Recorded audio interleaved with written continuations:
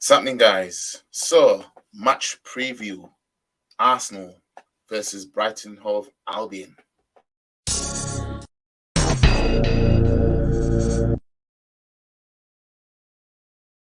Now, as you can see on the title at the bottom there, underneath my name, road to 90 points, because that's what the rest of the season is all about. Our last three games is all about getting those 90 points. Just get to 90 points. Just win all the remaining games, right? Now, the last two games, I didn't think we were going to win it, right? I didn't think we were going to. I thought Chelsea would merge into Southampton and they'll find some form. And Newcastle, the way they've been playing recently, I thought, nah, got to go there and then do what we need to do. I mean, I don't want to compare Newcastle to Man City because they're nowhere near them like that. But I was thinking to myself, the way we went to City, Newcastle isn't an easy place to go. So I didn't expect us to go there and keep a clean sheet just like we did against Tottenham like that. You know what I mean? Keeping a clean sheet as well. But we did. So our last three games, W's. Now we've got our previous three games, W's. Now let's make our last three games W's. I expect us to beat Brighton. You know what I mean? I expected that from a while back. If anything, I said that Brighton might have an FA Cup final, so they'll have one eye on that. But because they're not in it, it was like, okay, Brighton are going to turn up. And we know they just got smoked 5-1 by Everton last week. So we know that this game is going to be the game where they want to restart it all because they've got European hopes. But now this is where Brighton, relax on the beach, I think. This is where Brighton just like, well, we've done what we've done. The FA Cup was their peak, in my opinion. You know what I mean? They got kicked out of that. They should have won that game, but they couldn't score. Simple as that. And you fumbled down on the penalty. Business. You know what I mean? I expect us to dispatch these, man. You know what I mean? Especially City play before we do on the day tomorrow. Right? So I think they'll beat Everton. So again, you know what I mean? This game will be harder if City drop points against Everton. That's when this game becomes harder. You know what I mean? Because now the pressure's on. So let's get into the match preview anyway. I'll read some of this. Let me get into the important bits. I might encourage the visitors who will be smarting after Monday's shock 5-1 defeat to Everton, which put a dent in their European qualification ambitions. With games in hand over those around them, Roberto De Zerbi's side is still handily placed even if he believes they must improve very fast to achieve their aim in finishing in the top six. See, with teams like Brighton, right, when the pressure's really on like this is where towards the end of the season they start collapsing. You know what I mean? With 3 challenging league away games to finish the season, trips to Newcastle and Aston Villa follow. It's make or break time for the Seagulls, who pose a threat, having scored in each of their last 11 Premier League road fixtures. They'll score at Emirates. Don't worry about scoring at Emirates. Anybody can do that. You know what I mean? After opening the score in both Arsenal's last 2 fixtures, Martin Odegaard hit the 15-goal mark in the Premier League this season. This is on players to watch now. 5 of the last 6 of those came before the break. Alex McAllister may be more likely to strike after half-time, as he netted after 75th minute in both of Brighton's last 2 outings.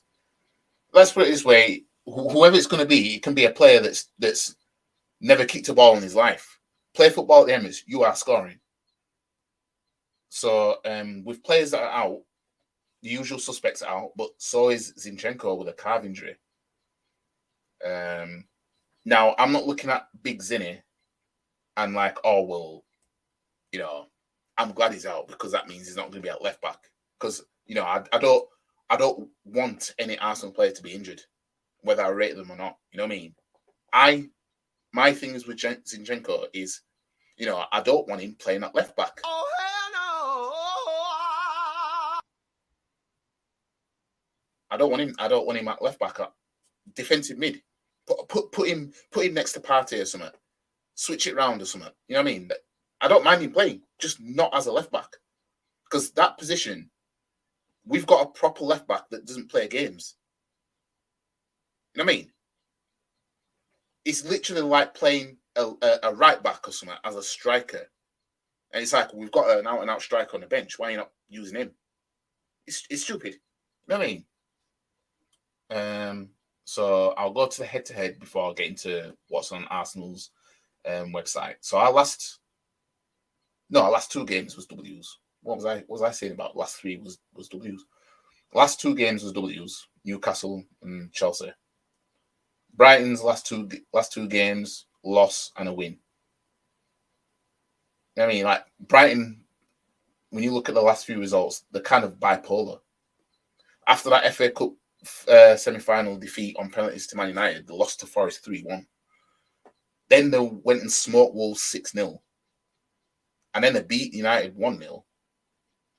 And then they got smoked at home by Everton. They had 3 home games in a row and won 2 and lost 1.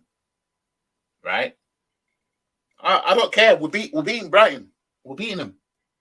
Now, our head-to-head matches, last game played this season, back end of last season. Excuse me.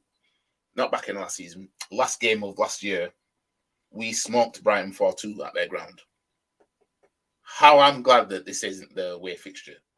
You know what I mean? Because we don't need that right now. Now, Brighton did actually beat us at the Emirates this season, and that was when they kicked us out of the Carabao Cup, you know, the competition that, you know, we don't take seriously, and a lot of Arsenal fans don't recognise as an actual proper trophy. They don't recognise it as success. Before that, Brighton beat us at the Emirates last season when we bottled top 4, and we drew 0-0 at their place last season in 2021. The last time we beat Brighton at the Emirates in the league was 2021, beating 2-0.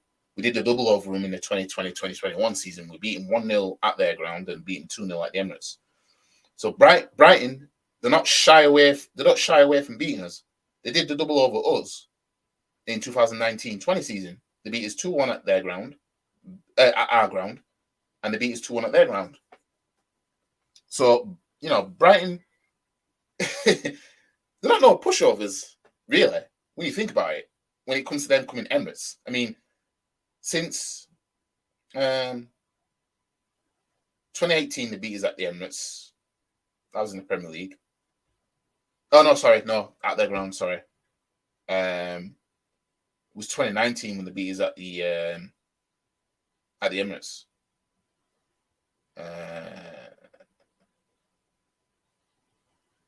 They've won in all competitions 3 times at the Emirates.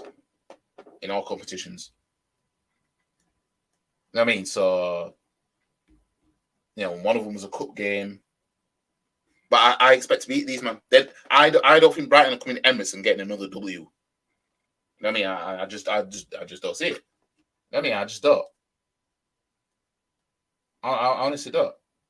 They might have lost the last game, but they can lose the next one as well, which is us. Now, let's go into Arsenal's website. Sunday sees us attempt to secure another vital 3 points to keep the title race going to the wire when Brighton Hove Albion head to the Emirates. Well, see, the thing is, Man City can win the league at Brighton, which is their game in hand if they win the next 2 games.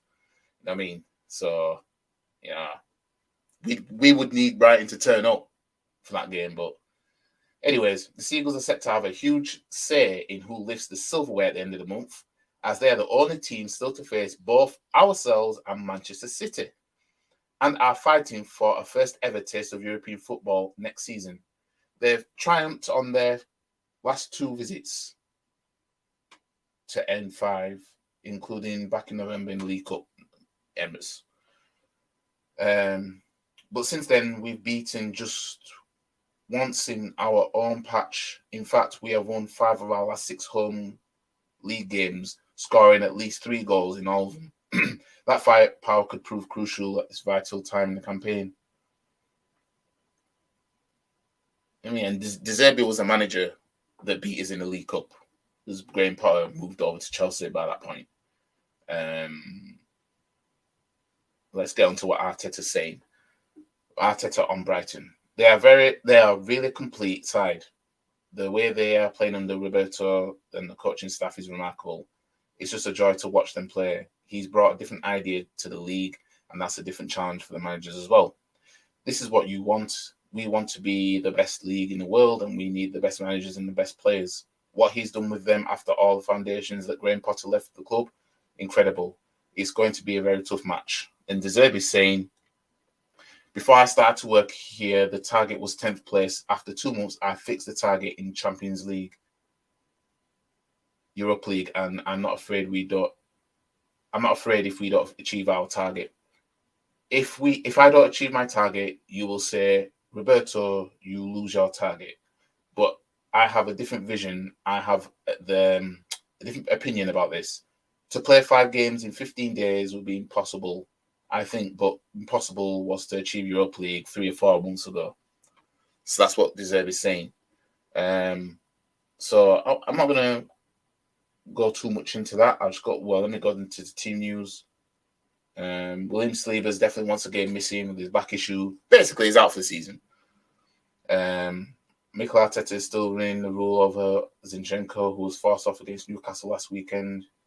Mohamed El Neni stepped up his recovery efforts by running again in training, but it's not in contention for return before the end of the season, which is the same with Tomiyasu, who is sidelined with a knee injury. So, yeah. Following our 4-2 win at the Emirates Stadium in December, we are looking to complete a Premier League double over Brighton for just the second time, also in 2020-2021.